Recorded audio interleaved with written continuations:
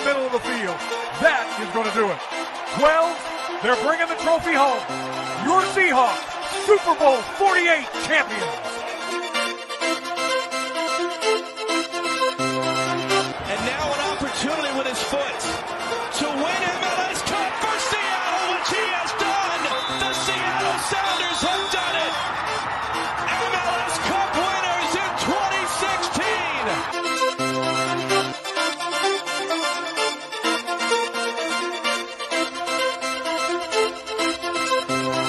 Get out the rye bread and the mustard this time, Grandma.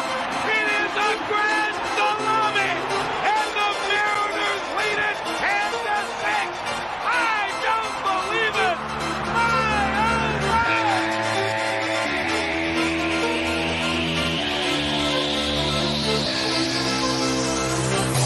This is Talk Interference Sports.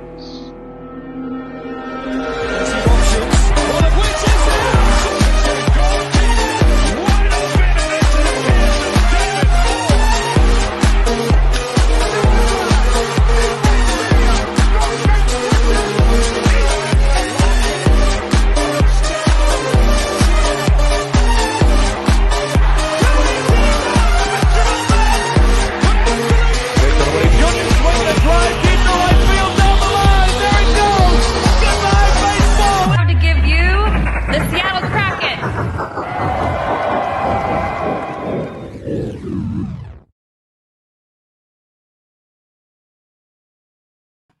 What's going on, guys? I got an awesome episode for you today. Talking Interference Sports. Nick Eubanks here.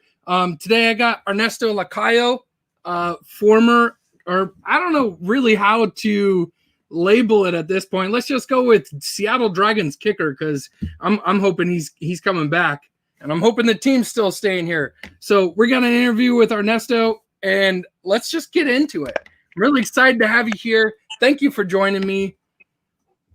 Thank you for having me. Dude, I'm so stoked you're here. And I love talking XFL. I got to go to a few of the practices and got to cover the team at the games and stuff like that. I love talking Seattle Dragons, so it's an honor to have you on the show.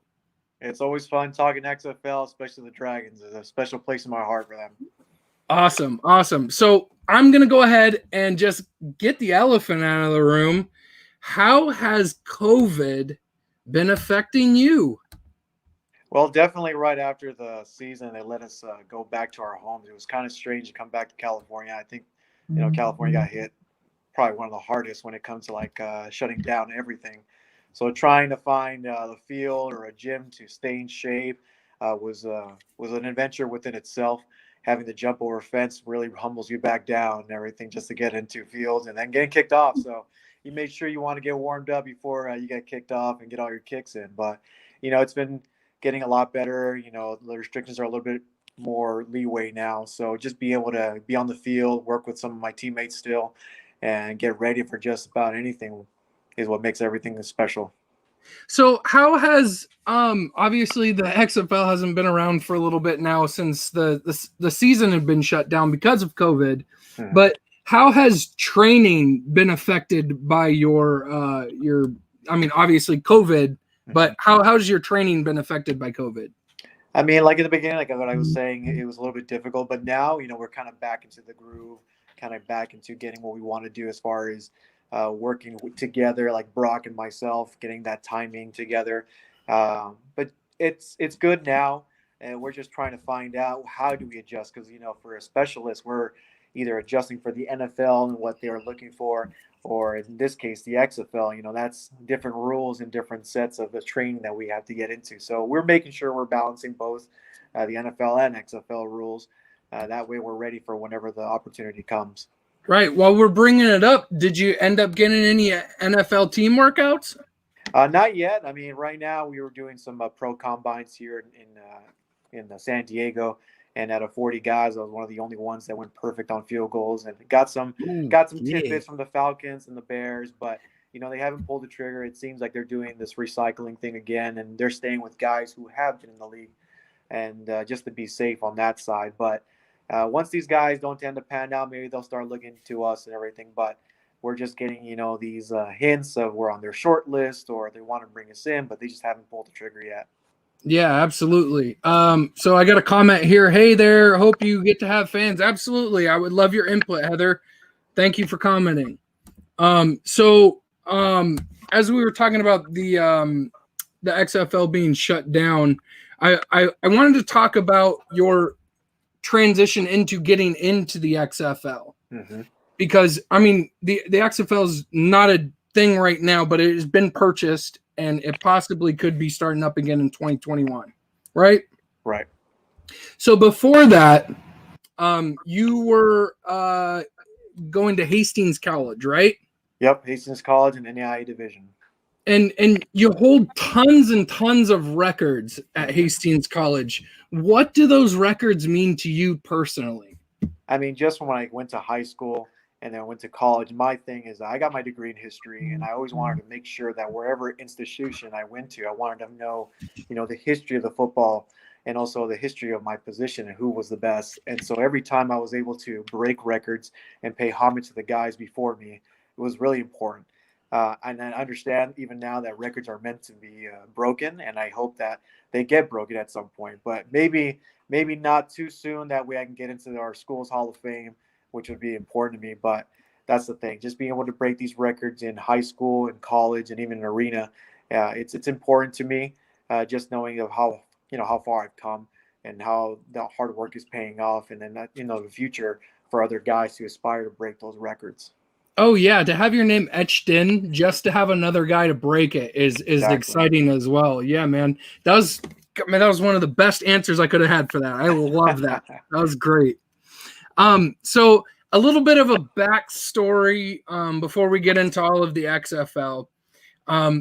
When you got done with all of your arena football, and you signed with Seattle, there's a bunch of articles out there when you look you up. Right, you Google Ernesto and look it up, and you were dubbed the traveling kicker. That's correct. That's traveling kicker. Out here in Seattle, there's tons of articles about it, but I wanted to hear from you specifically. You were living in San Diego in a VW bus. Can you tell us and shed a little bit of light about that? That's right. I mean, I was living in a VW van. I mean, I've had this van since I was 10 years old. It's been in my family, and I've restored it. And even from a child, even in high school, everyone was knowing me as the guy with the bus. And then just going throughout my whole career, traveling and then living in it, and then spending all the time of grinding and living the dream. It was something that I was known for, not only as a traveling arena kicker, bouncing from teams because teams were folding, and that's the name of the game in arena. And then 3 years ago, I moved to San Diego. John Carney, a great friend of mine, my coach and mentor, he told me, hey, why don't you live out here outside the gym, live and breathe and eat football. And that's exactly what I did. So I was living in my van at the same time. Whenever she needed some maintenance, I made sure I took care of her because she was the one getting me from point A to B. And so everywhere I went, from combines and kickers that came from all over the country, it was one thing to get to know me, but they're like, can I see the van? Can I see the van? And I'm like, sure, of course. Yeah. Let's just move some things around here and there because, I'm living in the thing. Yeah. Where guys would come in to John's just his training facility. I was a guy that would if they wanted free coffee, I always had brewing coffee in my van. So good conversation pieces. But when I got to Seattle, I mean, that was one of the first things they wanted to know about, because Coach Zorn, he had a VW Bug in the 80s and the 70s, and that was the first thing he wanted to talk to me about, because he's a big air cooled guy, and that's something that we both share. Yeah, that's awesome. And being able to connect with somebody like Jim Zorn or Coach Zorn on that level is actually really, really cool. There was another thing here that I read that said when you got signed, the Dragons had told you that you weren't able to go back and get the van, right? Oh, man. Yeah. Well, here's the thing, is that when I went to the workout, I had been to many workouts where I've done well and, just was not picked as the guy. So I had the same mentality, whereas we had our flight to Seattle And then suddenly, I only came with a duffel bag of my cleats and stuff, no clothes whatsoever, because I understood that we had a flight back. Right. My two fellow kickers that I know personally, we were all at the workout. They came with 2 suitcases, and I laughed and I was like, "Oh, you guys are planning to stay?" They're like, "Oh, we just never know." And where's your stuff? I'm like, "Well, we got a flight back, and I have my bus at the airport." So I was like, whatever. But we had the workout. It was a great workout, and again, I was just waiting. They were waiting to make that decision, and I was like, "We got to get going to the plane because our flight's gonna leave." And then Tony Softly, our director of player personnel, he gave me the nod. He's like, "We're gonna go with Ernesto," and my jaw dropped because it was a dream come true to just to Yeah. get picked up.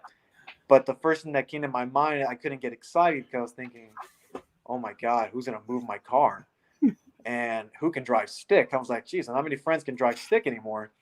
And so Softly's like, "No, you can't go." And I'm just in my hotel room with Noah, my long snapper, and he's looking. He's like, "You all right?" I'm like, "Man, I don't know who's gonna move my bus."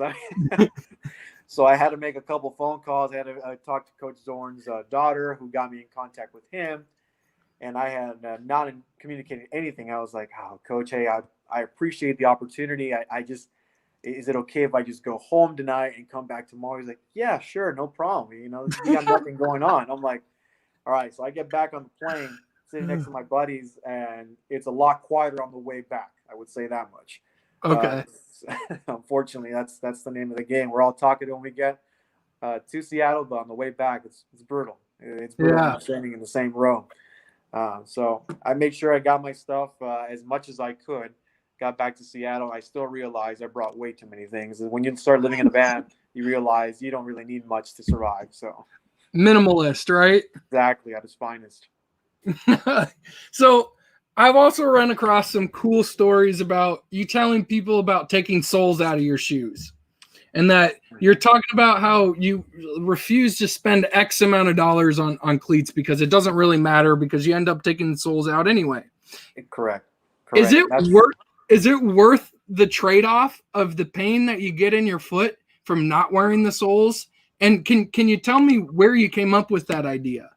Well, that idea came up from John Carney, and if there's someone you could ask the payoff, it's the guy who's played 23 years in the NFL. I to this day, I don't know exactly what size shoe he wears normally every day, but nobody can fit into his kicking shoes. He was like a 6.5. And Wow. we were wondering, how did you get your foot in there? And he told us about taking the soles out because you start slipping depending on, the size shoe you wear and the material. Sometimes you start slipping in there. And that's the thing that kind of aggravates kickers when we're trying to get our setup and get ready and locked in. So he gave me that trick, is taking the sole out. And you start realizing if you can go a full size and a half smaller in your shoe and get that same grip, the tightness on your foot. And it also makes it a lot cheaper when you're buying shoes on eBay because nobody gets those sizes. But for me, it's always been like that as far as from a little kid. My dad always bought me, whatever he could afford. And I appreciated that. And then one year, I remember my sophomore year in high school. At the time, it was the Adidas Predators, a terrible looking shoe. But at the time, it was popular. And they were kangaroo leather. And I remember I wanted those shoes. And my dad, God bless him, he paid for a $120 pair of shoes. So I go to practice, and on the first kickoff on the tee, they rip. Oh, and so that was like, I made sure I didn't want to go back home and tell him that story. But he understood, and he's like, that's a lesson for you to learn that sometimes cheaper is better. And a lot of guys wear leather, but for me, synthetic leather, the cheaper, the $40 shoes, they've always lasted me for years. And that's the thing that when I even got to Seattle, those shoes that I was wearing at my workout were probably the last day they were able to be used. So I had to walk downtown to some soccer. I think it was a Play It Again Sports in downtown Seattle. And I asked them for soccer shoes. And they're like, "Yeah, we don't get many guys asking for soccer shoes, but there's a section all the way in the back, somewhere tucked away, where they had some shoes." So I got some Diadora shoes, which I like, and they were like $20. And sure enough, I used them the first few games. So I've always been known as a guy, as like a blue collar guy that just buys the cheap stuff. It makes it work. Awesome. I love that. I got another comment down here. Mm-hmm. So have you ever had a kicked block that before the snap you had a bad feeling? So I'm assuming he's saying like you knew before the kick was going to happen that you had a bad feeling that something was going to happen? In my professional career, no, but I can remember one kick in high school, our senior year against a school, one of our rival schools, San Leandro High School in the Bay Area, where I had never seen. I'm lining up for like a 38-yard field goal and on the right hash, and I remember looking at the line, and they had just formed. They had did this new formation that I had never seen before, and I can just see the left side of my line with deer in the headlights. We're like, oh, we never prepared for this, and I'm thinking, oh man, this is not good. And they had like these athletic guys who ended up going D1 that just jumped over the line. Yeah, my foot barely touched the ball before it was blocked, and they returned that thing to the house about 70 yards. So Oh yeah, man, that was the one I can remember the most. I'm like, I don't think I have a chance on this. that's wild. I can't imagine you just like looking at it and just being like, oh crap, man. Oh Yeah, and that's the thing as a professional is that you really don't focus on so much on the defensive side. The line's going to do its job. For us as specialists, it's all about our tempo, our timing, our operation. And once that's done, as long as your operation is consistent and fast, you don't have to worry about that. right. So while we're getting back into the subject of you getting onto the Dragons, right? The Dragons originally had Garrett Hartley on the roster about a week before the season had started. Unfortunate situation with what happened with him, but he ends up getting cut, which opens the door for you. Right. The Dragons have tons of kicking questions at this point, and you're brought on maybe a week before the kickoff, right? About 4 days. About 4 days, right. So with 4 days, how much pressure is added on top of knowing like now I have the job, but you have 4 days to get prepared to, obviously it's not like you have to learn the whole system type of a situation, but how much added pressure does that have to you, including the fact that you transition from arena football to outdoor football? I mean, the pressure so much wasn't there unless if I was like a rookie or fresh out of college, and that's the rookies are more of a head case. But all these years in the arena, it taught me a lot about just making sure I focus on my craft. Because there was one year where I think it was 2013 in Louisiana, I had like 8 holders in one season because guys were getting cut left and right, and each one was not better than the other as far as placing the ball down. But you learn, you know what, you be simple with them, you simplify your technique and your form. And then when I got there, it wasn't like everyone had assumed that I literally jumped out of arena to play, and that's difficult. And the thing is, the benefit that being in San Diego, I kick outside Right. all the time, and I made arena very easy because I played so many years. So the difficult part was not so much getting ready, but getting used to the ball. The XFL ball is a little bit different. So I realized at my workout, I had never kicked an XFL ball. And that was a question that I was asked. I'm like, well, if you can kick an arena ball, you can kick anything, because arena ball is like a Walmart composite ball. And you just don't know where that thing is going sometimes with longer distance field goals. So it's just a matter of getting used to that ball. Then you added the weather of Seattle in the spring. Brutal. It is brutally cold. From San Diego to Seattle, that was an adjustment. I feel like I was back in college in Nebraska, which it was just cold every day. So that was the battle. And so the pressure wasn't so much, again, on like just getting ready. It's just understanding, getting to know my holder, my snapper, and getting that operation down. Yeah, so I was actually going to ask you about that. I was going to say that I saw the XFL. So I went to a few of the practices, right? And you were talking about how the weather affects you as well. Well, one of those practices, I actually got to get out there and look at the ball. And the balls are so much different than what you would see in an NFL ball or just a college ball or something like that. And I was going to ask you, can you tell me how much of a difference that was for you?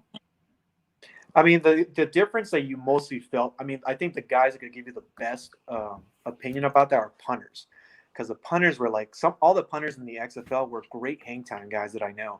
Yeah. They just couldn't get their foot on that ball completely. It's a good ball. Don't get me wrong. Once you get used to it, just once you adjust to it, it's a great ball and you understand. That's what makes the athlete great, is that you get adjusted to that. But the difference is the diameter in the middle was a little bit smaller than the NFL. The NFL ball is a lot more plump, a lot more fatter in the middle. So you got much more of a sweet spot on there. And so if you didn't hit that small sweet spot on the XFL ball, you got more of an XE rotation as opposed to an end over end. Right. On kickoff, it wasn't that difficult because you're on a platform. The little T is on a platform. So it was never difficult on that. But on field goals, you can always feel you're like, okay, I'm not getting a full piece of the ball. But it's just in the adjustment because we made sure that our kicking balls were different from the quarterback balls. And so we had to work those things in a lot. I mean, we had to take care of them. Then you add the environment like the cold in Seattle. Thank God for heated benches because that was brutal at times. And making sure the balls were nicely, and we had like little hand warmers in the bag. So like when we opened the bag, it would like steam out of there. So they were like coming out of the oven. You just want to get out there quickly and kick that ball. So yeah. So and you transitioned me perfectly into kicking into Seattle weather.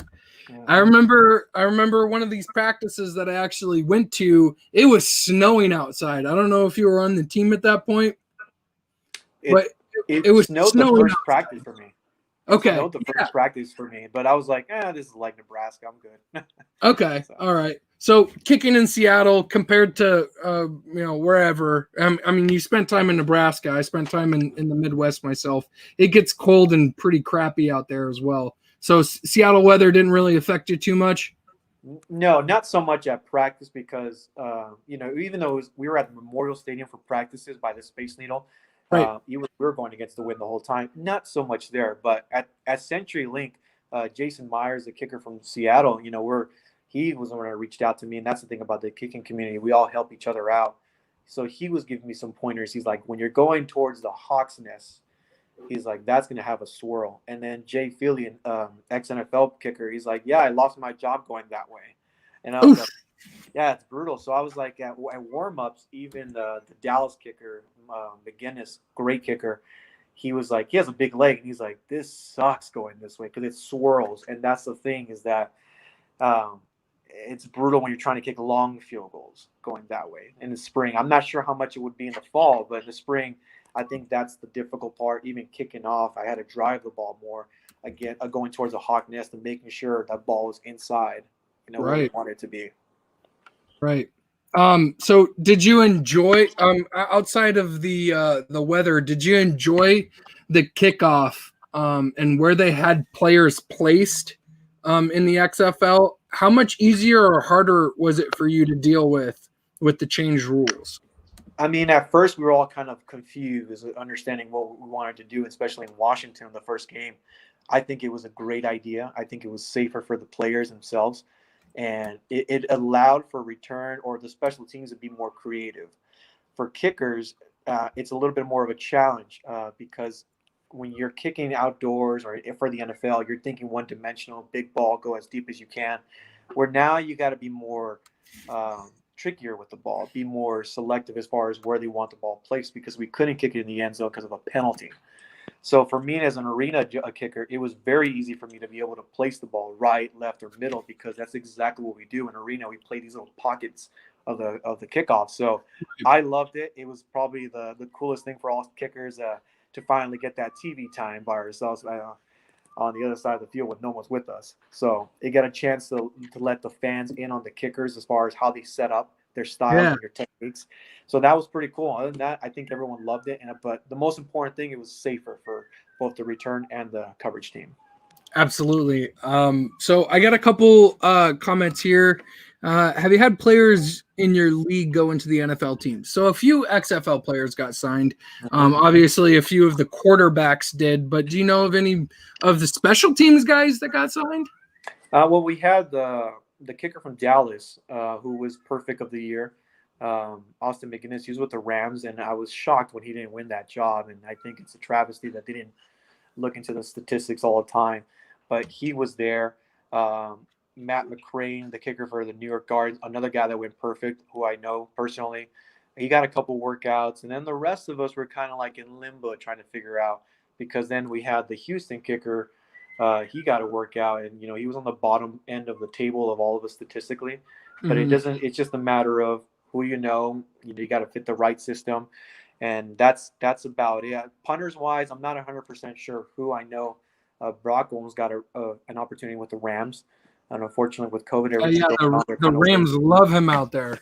Oh, he's fantastic. As a lefty, it's a rare thing to see a lefty Yeah. punter. Even every day I work with him, I'm like, man, it just feels weird seeing a lefty punter. So Yeah, I love Brock. He's awesome. yeah. And then we got one more here. Before a fake field goal kick, is the fake predetermined or is there ever an audible at the line based off of the defensive look? Good question. I'll tell you what. If it was me, I wouldn't want to hear an audible because my thing is I'm locking in. The way I set up, I'm so robotic. I'm pretty much locked into what I'm trying to do. So any little thing that throws me off, like a cadence, I'm like, wait a minute, that's weird. What am I going to do? So most of the time, the fake field goals are pretty determined. They let us know right off the back. And I'll tell you what, Brock and I we had 2 fakes that we were both ready to execute sometime in the season, and we were doing pretty well with them at practice. Yeah. I actually was going to ask you about the special teams cohesion that you guys were getting going on there. Oh, yeah. Hold on one second. I wanted to show you this. I snapped this bad boy of the 3 of you guys together. Oh, yeah. That was, I think, the first practice. Yep, I snapped that bad boy of you guys. Your guys' cohesion towards the end there was really good. You, Noah, and Brock seemed to really be clicking. Did you guys find it? Did you personally find it easy for you guys to be clicking for some particular reason, or were you guys doing off-field stuff? I mean, I would say out of all the specials I've been with, it was very easy to get plugged in because they had it difficult to have 3 to 4 kickers before me. And then when they brought me in, they saw an older veteran, a guy who's been around. And I made sure that I'm not a very talkative guy on the field. I made sure I didn't do a lot of rah-rah things and bring attention to myself. I'm like, look, you guys are the one makes it happen. Yeah. I have to plug into you. Don't adjust to me. I have to adjust to you. And that's probably what made it really easy. And both gentlemen are great guys. Noah is fantastic guy. He was my roommate, and we couldn't have been a perfect pair there. We're very simple individuals, very routine-wise. And then what we did off the field with Brock and all of us, I have never been a video game guy ever. Brock and I already know what you're going to say. Smash Brothers. Oh my God, brutal. I'll tell you what, if you want to have a great day or a bad day, you play a game with Brock or Noah, Super Smash Brothers, and that can determine how your afternoon's going to go. So, that, we just clicked. We honestly just clicked. We were all very professional. We helped each other out. If I was done kicking, I serviced Brock on the field and vice versa with Noah. We made sure that we didn't rush any one of us, even in pregame warm-ups or anything in practice. We made sure we got our work in the gym, on the field, and also with video and everything. That's what really helped out. So it was a very professional operation.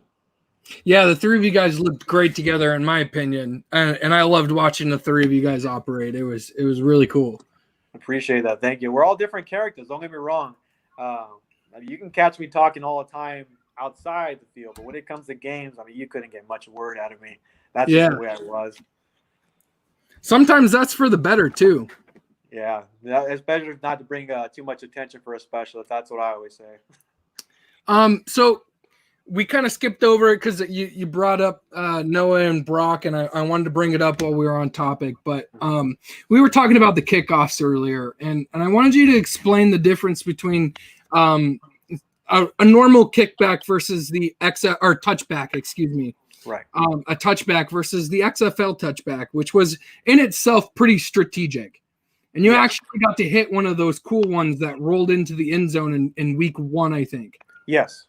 So can you elaborate just a little bit on that for me? Yeah, of course. So, that first game, even though during the warm-ups, the other kicker in Washington, or the punter was doing the kickoffs, I looked at him, he looked at me, he's like, oh, what are you going to do today? I'm like, well, man, we got to follow the rules, right? He's like, I just don't understand what we're trying to do.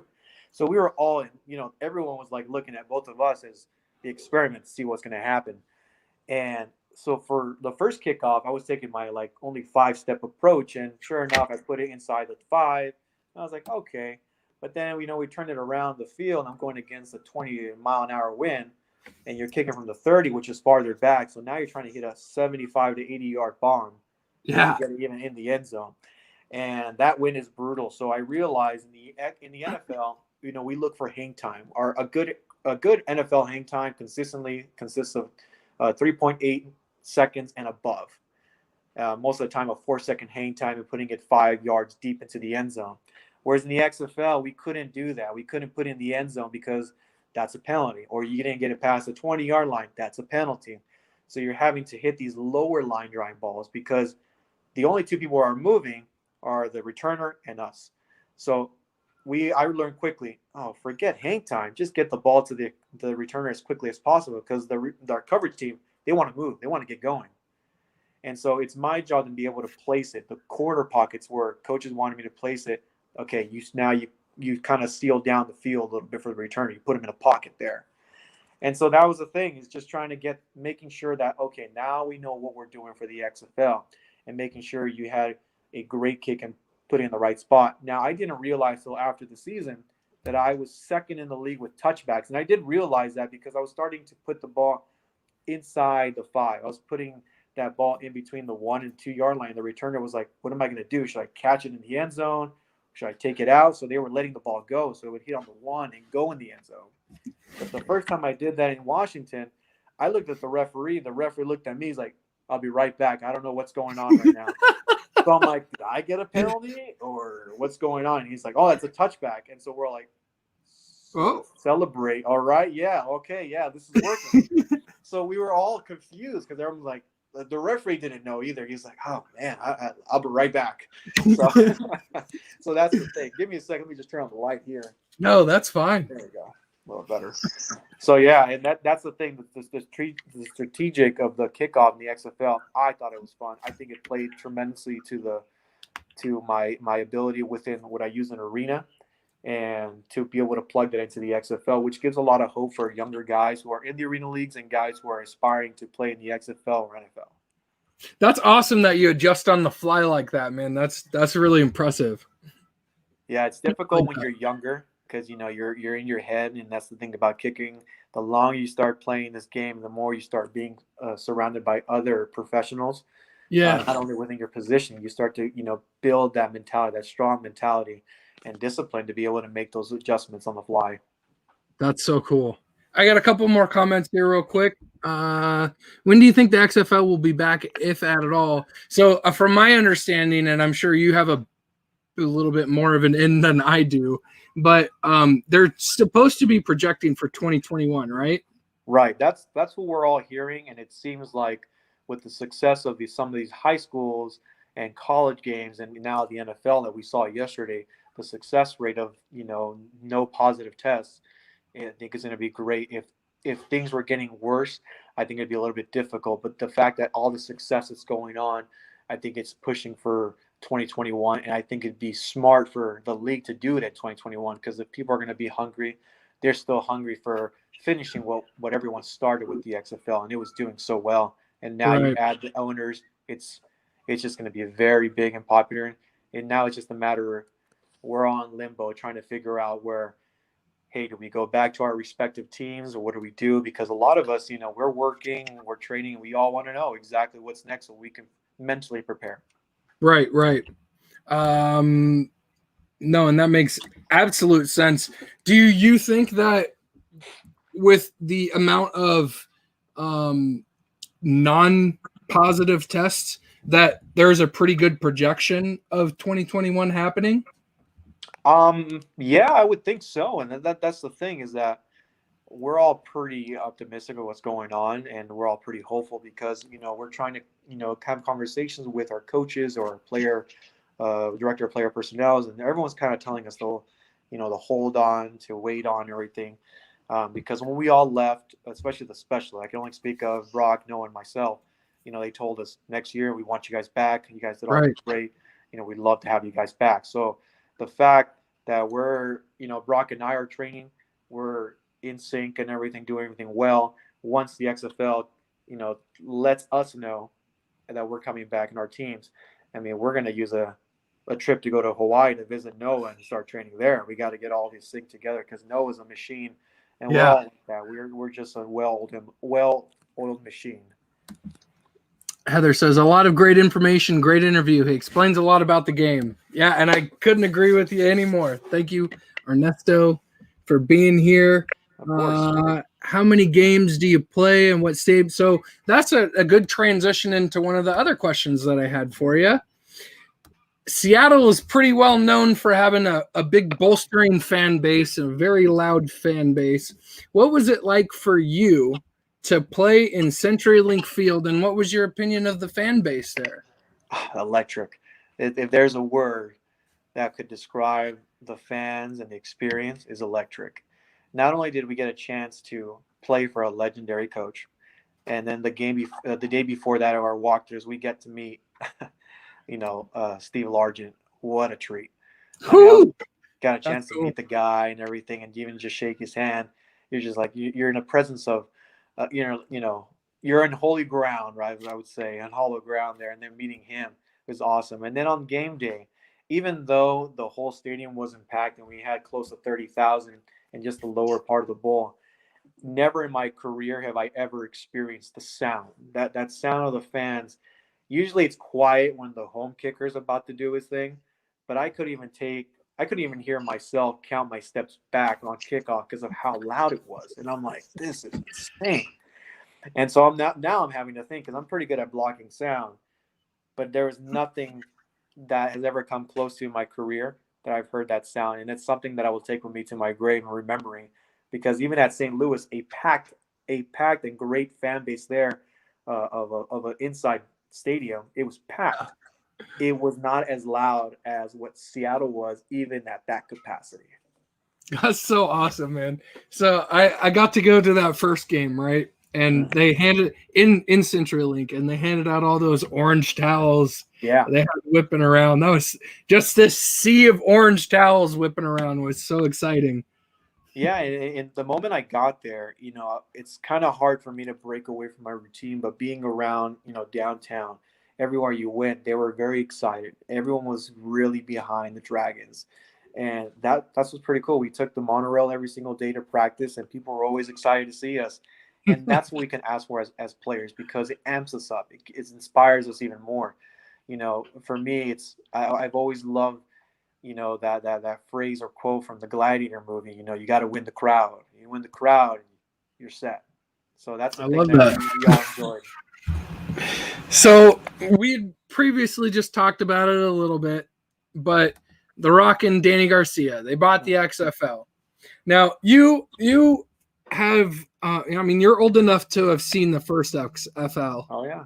Did you watch much of that? Yeah, I was in 8th grade. I was in 8th grade when the first XFL came around. So I remember I didn't even think about even playing football. Football was an accident that happened my freshman year, but I remember seeing it the first time. And the reason why I saw it, because my uncle, I'm half Salvadorian, so we had Jose Cortez for the LA Extreme, I believe, and he was the first Salvadorian professional place kicker. So that was important growing up and seeing that. But I was like, wow, look at that kickoff. They're just sprinting down, just dislocating shoulders it was just strange, right? But just to be able to see it back then, I was always a wrestling fan. That's the thing. And make that transition. Oh, that's perfect. Wrestling and football was awesome. That's cool. So they bought obviously the XFL. They went through the bankruptcy, and Oliver Luck and Vince McMahon are not a part of it anymore. But The Rock and Danny Garcia have bought it. And are you expecting the rosters and staff and stuff like that, all of them to be just thrown back in and just kind of a reset button? Or what is your take on what's going on? I think it would be the smartest thing to do and to get things going, because we have maybe 6 to 5 months before we would actually start as far as the season. But I think it'd be the smartest thing to do from a business perspective to plug everyone back who you can that would like to come back, and then you fill in the holes. There's guys who have retired, there's guys who have moved on to the NFL and whatnot, or just want to move on. And then you're able to bring back everybody. And then wherever these little holes are at, you have another draft. And then you start bringing in free agents and stuff like that.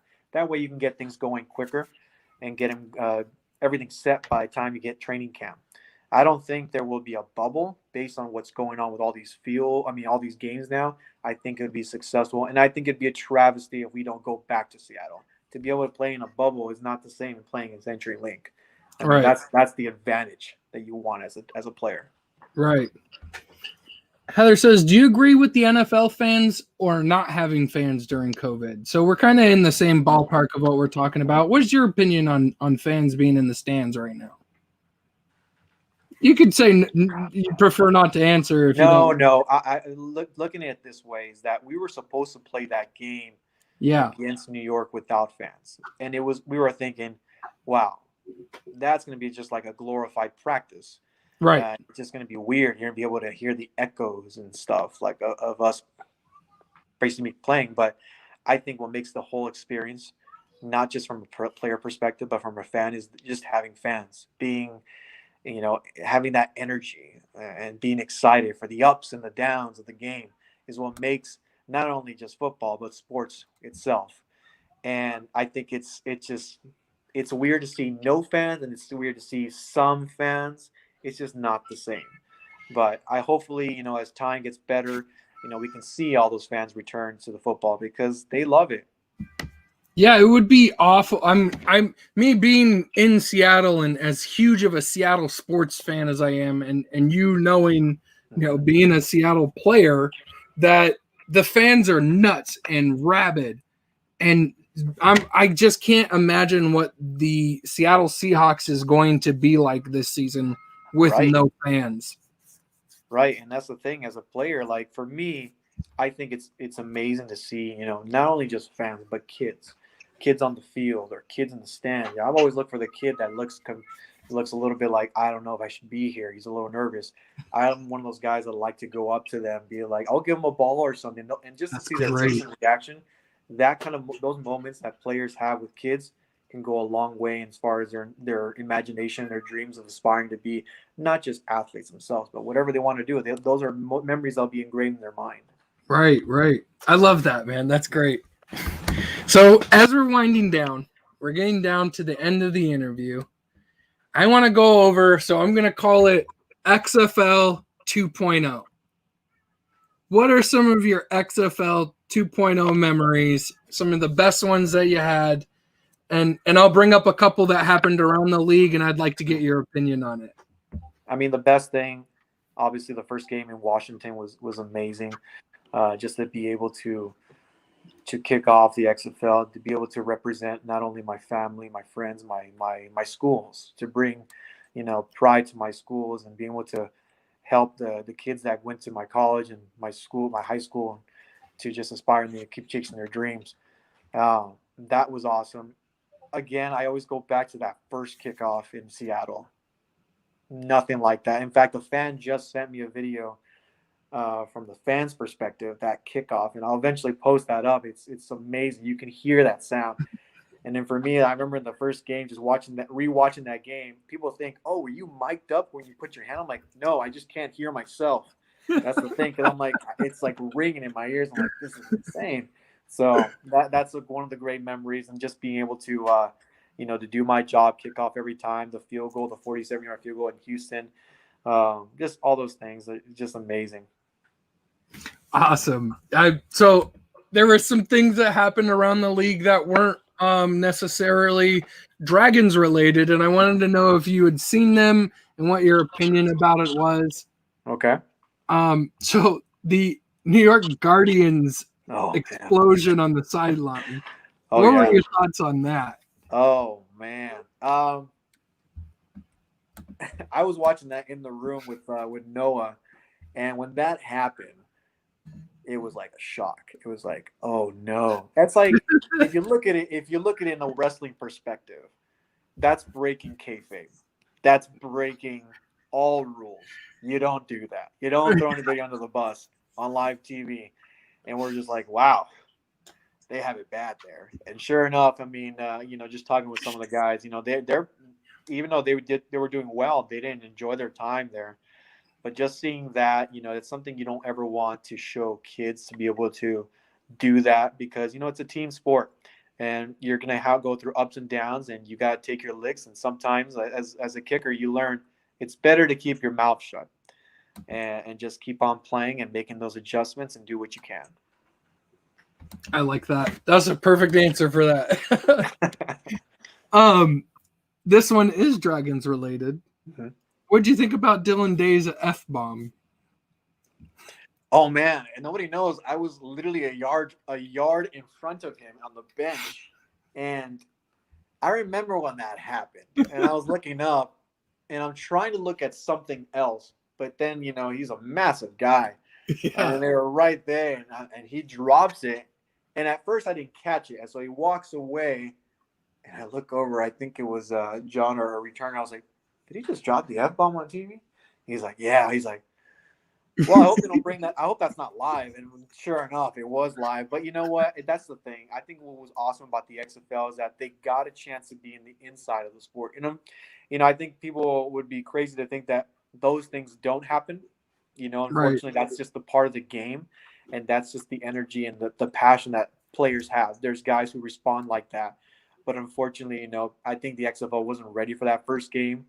But it's part of the game, and unfortunately that happens. And he's not going to apologize. And most guys are like, "Look, that's part of the game. We just got to keep going with it." But yeah, that's what I have to say with that.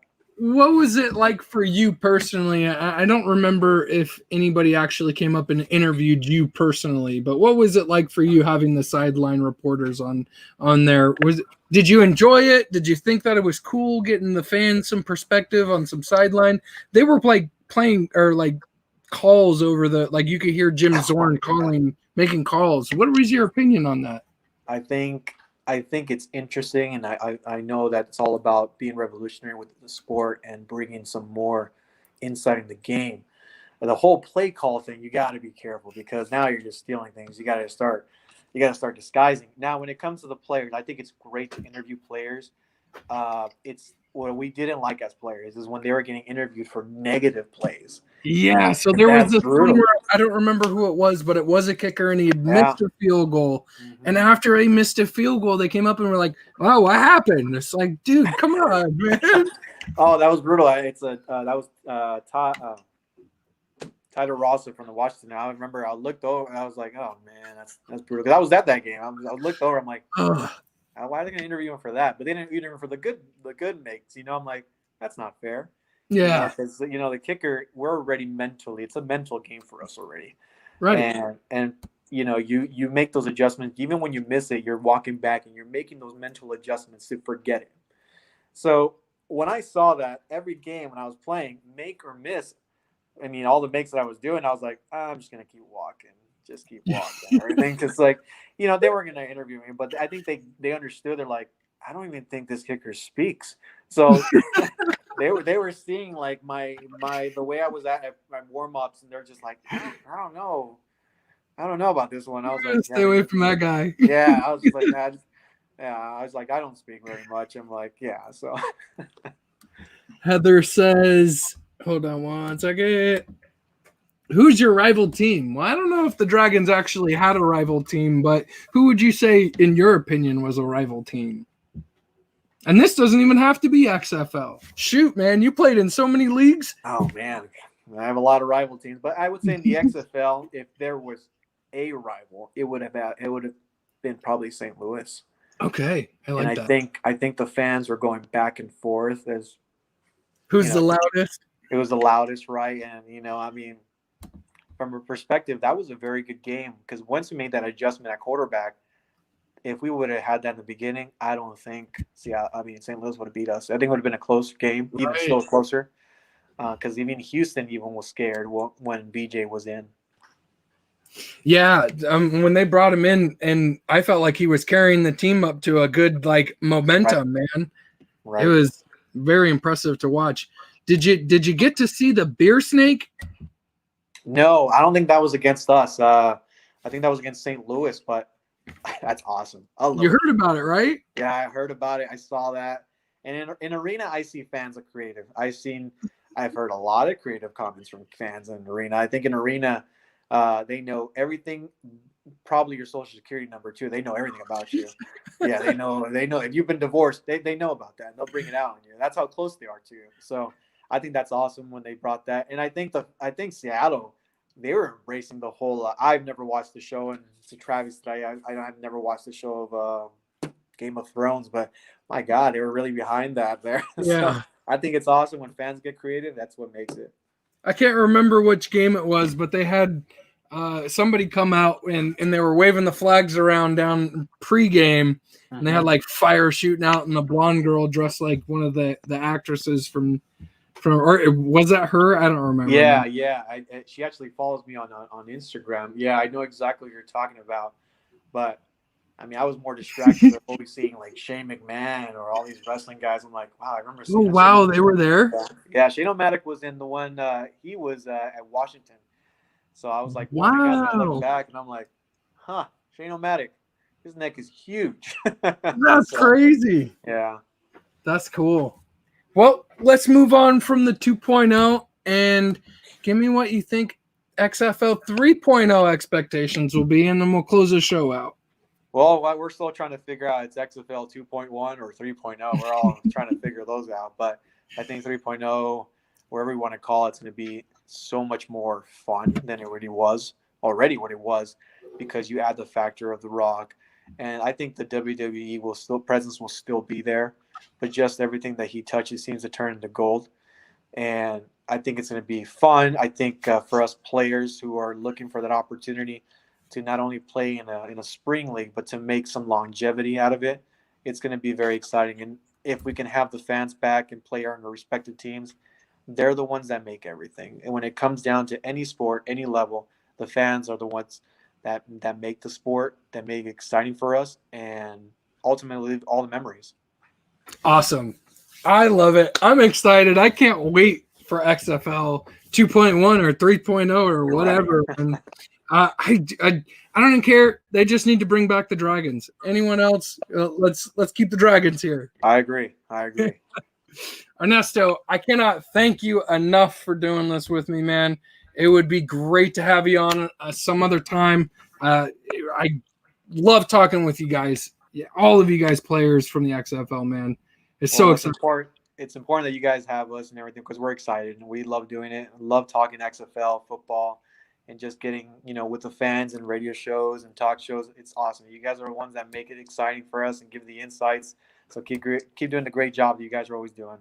Thank you so much. All right, guys. Well, I think that's going to wrap things up for us today. I'm Nick from Talking Interference Sports. This is Ernesto Lacayo. Is it Lacayo or Lacoyo? Lacayo. Okay. And this is Ernesto.